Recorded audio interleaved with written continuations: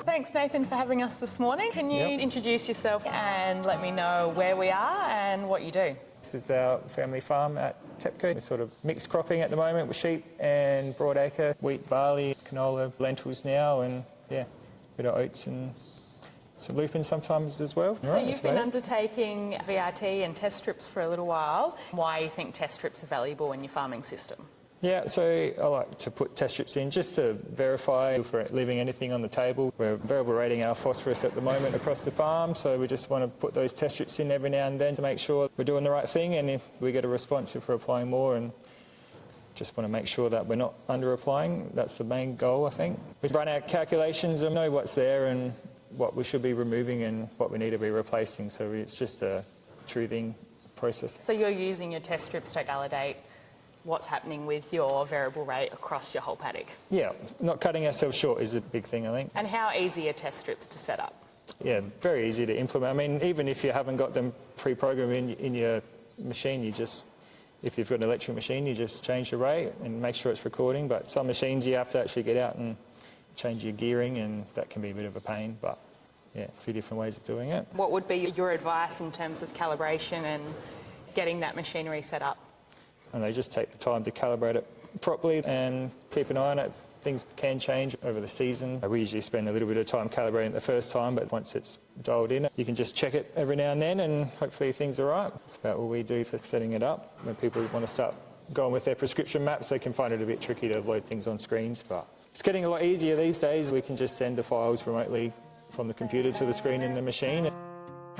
This year we've put in a couple different strips. We've got some MAP strips. This year we variable rated replacement phosphorus, and we've just put some higher and lower rate strips in there to see if we're leaving anything on the table or whether we had any responses if we put more out or if we put less out even. So they were the strips that have been applied by the seeder, and we just collect them to verify that everything went out as planned, so we know that when we're doing our analysis everything's in the right spots.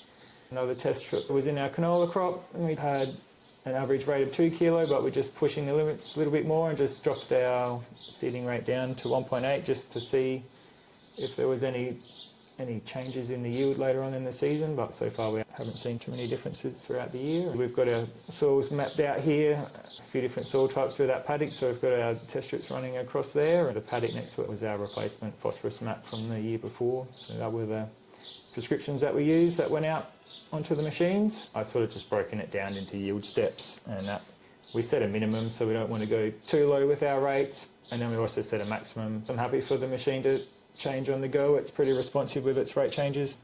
Does a good job. Some machines are a bit slower, so if you have a lot of them, it'll just be blur as you're travelling across the field. That's a couple of paddocks there.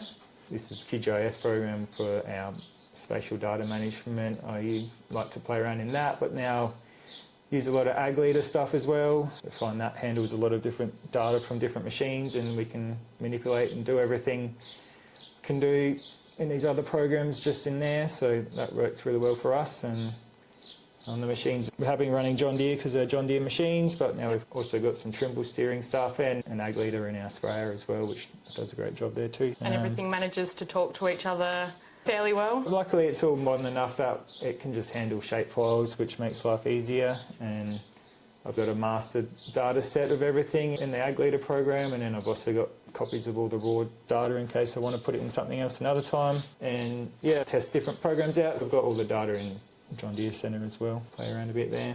What are some of the tools you've used for setting up your test strips? Definitely using satellite imagery and previous yield maps when I'm doing the phosphorus, but when I'm creating soil type zones, I'll look at imagery, either pick in-season imagery or I'll pick summer. Over the summer, you seem to pick up the soil type colour changes pretty easily too, so that helps. Sometimes I automate it and get the computer to run through and create the zones for me, but sometimes it works just as well just to draw some lines across them and pick them out from a map. With your drone imagery and NDVI and even doing the test strips, what has it taught you about your soil and your paddocks?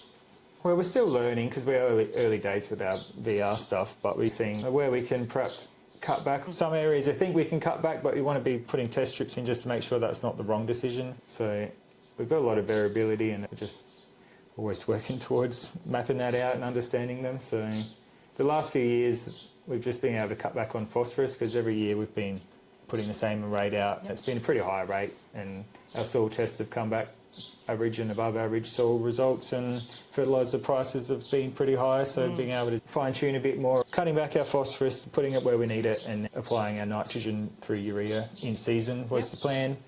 The last seasons haven't been great for finding good timing for a nitrogen application, just because of the lack of rain, but yeah, it has been, definitely save a bit of money splitting it that way. But I think going forward we will be looking to put out at least a bit more nitrogen at seeding. We'd like to have a 3-bin setup so we can put out urea and phosphorus at the start. That's a financial issue, so Another we're working investment on to it make. out.